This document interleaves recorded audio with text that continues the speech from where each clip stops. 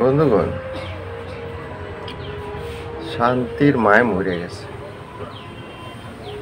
শান্তির মায় মরে গেছে। আসলে কথাটা কিন্তু মিথ্যা না। একটা ছোট্ট একটা ঘটনা আছে। আমাদের এলাকায় শান্তি নামে একটা মেয়ে ছিল। ওর বাবা ছিল না, আর ওরা দারিদ্র ছিল। দারিদ্রতার কারণে ওদের খুব কষ্ট হতো। একদিন এই শান্তির শ্বশুর বাড়ি, শান্তির বিবাহিত, ওর মা ভিক্ষা করে খেত আর মানুষের বাড়িতে কাজকর্ম করত।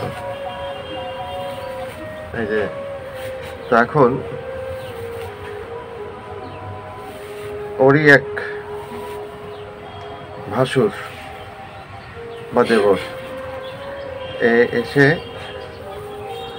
বলতেছে যে শান্তির মায় মরে গেছে, শান্তি নাই।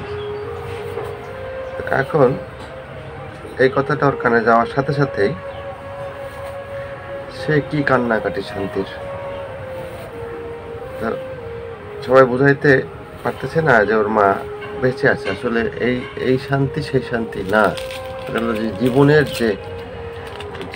যে সুখ, জীবনের যে আহ্লাদ, জীবনের যে আনন্দ, সেটা আর কি শেষ হয়ে গেছে।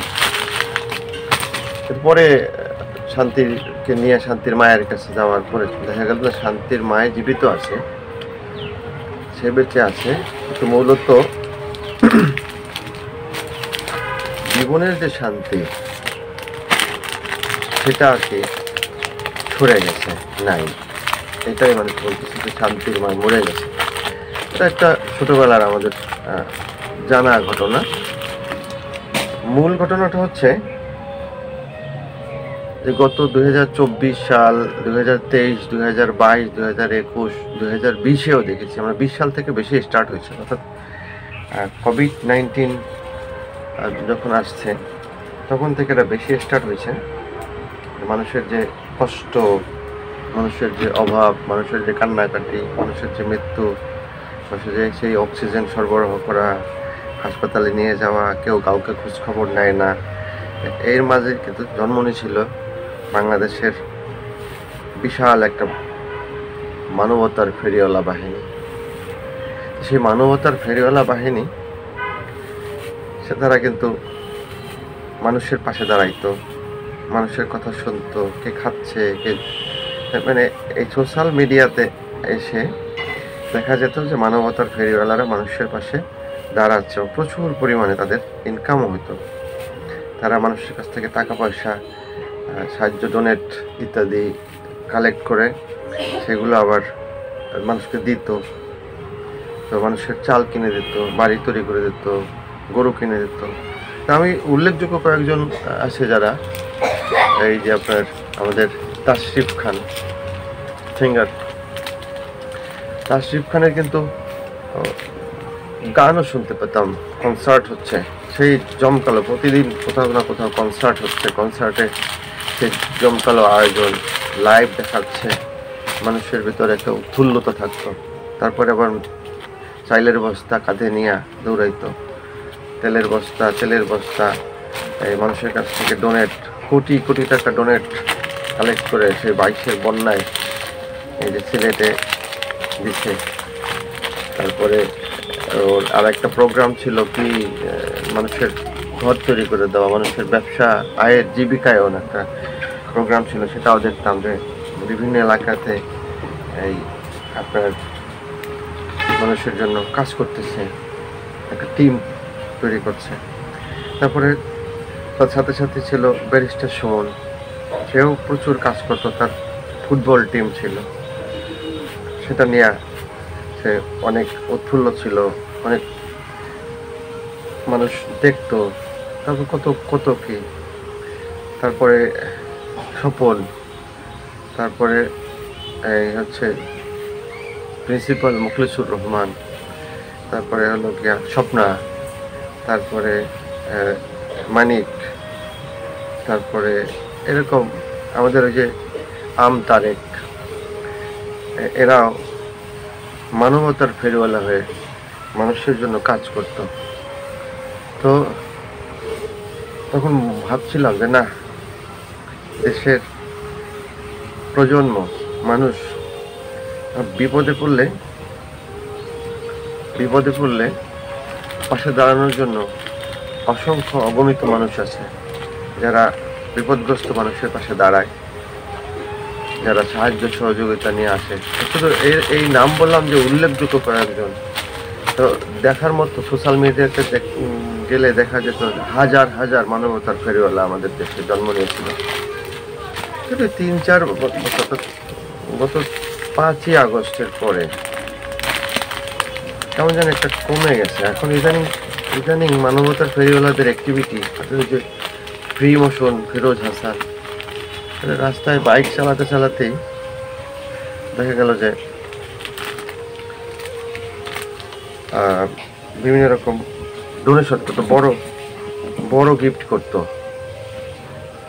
যে গিফটে দেখা গেল যে সাধারণ মানুষের এই আপনার গরিব মানুষ, রিক্সাওয়ালা অথবা সবজি বিক্রেতা অথবা মুরগি বিক্রেতা, তাকে একসাথে অন্তত 30-50 হাজার টাকা দিয়ে দিচ্ছে। Life change. দেখতাম যে সে ঘুরে ঘুরে যারা মিষ্টি বিক্রি করে অথবা এটা মানে এইরকম সোশ্যাল মিডিয়াতে মানবতার ফেরিওয়ালাদের যে একটা দৃষ্টিনন্দন দৃশ্য, প্রাণ জুড়িয়ে যাওয়ার মতো দৃশ্যগুলো দেখা যেত, সাম্প্রতিক সেগুলো যেন হারিয়ে যাচ্ছে। এখন মানুষের কান্নার শব্দ শোনা যায়, বাড়িঘর দখলের দৃশ্য দেখা যায়, রেপিস্টের মায়ের, রেপ হওয়া মেয়ের, ধর্ষিতা নারীর বা ধর্ষিতা মেয়ের বাবা মায়ের কান্না শোনা যায়, মানুষ মরে পড়ে আছে সেটা শোনা যায়। তারপরে আর সোশ্যাল মিডিয়াতে ঢুকলেই রাজনীতি, কি রাজনীতি, এটা সেটা কেউ এর প্রশংসা করছে, কেউ ওর প্রশংসা করছে, কেউ এর গুণগান গাচ্ছে, কেউ ওর গুণগান গাচ্ছে। কিন্তু মানবতার গুণগান, সেই মানবিকতা কেমন যেন হারিয়ে যাচ্ছে। কন্টেন্ট ক্রিয়েটর, এটা সোশ্যাল মিডিয়াতে যে কন্টেন্ট তৈরি করা, সেই কন্টেন্ট নিয়ে কাজ করা, আবার সেগুলো এটা কিন্তু একটা এক্সট্রা ইনকাম সাইট ছিল। কন্টেন্ট ক্রিয়েটর, সোশ্যাল মিডিয়া অ্যাক্টিভিটরদের কন্টেন্ট তৈরি করা, সেই কন্টেন্ট পাবলিশ করা, সেই কন্টেন্ট নিয়ে তার নিজের উপার্জন হতো। শুধু যে মানবতার ফেরিওয়ালা হয়ে কাজ করে সেটা নয়, কন্টেন্ট ক্রিয়েটরদের ওদের পোস্ট মনিটাইজেশন পেত, আর ওরা এই কাজগুলো থেকে প্রচুর পরিমাণ অর্থ উপার্জন করতে পারত। ফ্রিল্যান্সিং যেটা কাজ আছে, এটার ভিতরে একটা অন্যতম বিষয় সাবজেক্ট হচ্ছে যে কন্টেন্ট ক্রিয়েট। তারা মানবিক কাজের যে কন্টেন্ট তৈরি করতো, সেই কন্টেন্ট থেকে আবার ভালো ইনকামও করতে পারত। তো এখন সর্বোপরি আমার মনে হচ্ছে যে দেশের যারা আগে কন্টেন্ট তৈরি করতো বা যারা এই যে মানবিক কাজগুলো করতো, তারা মনে হয় প্রচুর পয়সাওয়ালা হয়ে গেছে, অর্থ সম্পদ বিত্তশালী হয়ে গেছে, যার কারণে এখন আর তাদেরকে দেখা যায় না। তারা হয়তো তাদের মিল, ফ্যাক্টরি, ইন্ডাস্ট্রি, কারখানা এগুলো নিয়ে মনে হয়তো ব্যস্ত আছে। যাই হোক, আল্লাহ সবাইকে ভালো করুক। কিন্তু নতুন নতুন মানবতার ফেরিওয়ালাদেরও বের হওয়া উচিত ছিল, কিন্তু তাও যেন বের হচ্ছে না। কি যে একটা জানি না, কি যে কিসের মাঝে কি হচ্ছে। তবে একটা কথাই হচ্ছে, যায় দিন ভালো, আসে দিন কালো। দিন যেটাই যাচ্ছে সেটাই মনে হচ্ছে যে এটা মনে হয় ভালো দিন যাচ্ছে, কিন্তু পরবর্তীতে যে দিনটাই আসতেছে সেদিনটা কেমন জানি ফ্যাকাশে।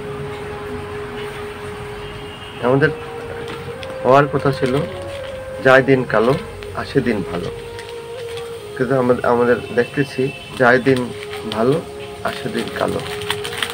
এই পরিবর্তনের জন্য যদি এই যে ইয়াং সমাজ বা যারা এখন সারা বিশ্বের সাথে সম্পর্ক রাখা যায় এরকম পদ্ধতিতে, ডিজিটাল পদ্ধতির সাথে প্ল্যাটফর্মে আমরা সবাই অবস্থান করছি। এখন দেখা যায় যে চাইলেই পৃথিবীর যে কোনো জায়গার দৃশ্যায়ন দেখা যায়, তাদের অ্যাক্টিভিটি দেখা যায়, তাদের সম্পর্কে জানা যায়, কানেক্ট হওয়া যায়, কথা বলা যায়। এটা অনেক বড় একটা সম্ভাবনার দ্বার খুলে গেছে আমাদের সারা বিশ্বের মানুষের জন্য। কিন্তু কিন্তু ওই যে শান্তির মায়ে মরে গেছে, শান্তি নেই, শান্তি যেন হারিয়ে গেছে সবার জীবন থেকে।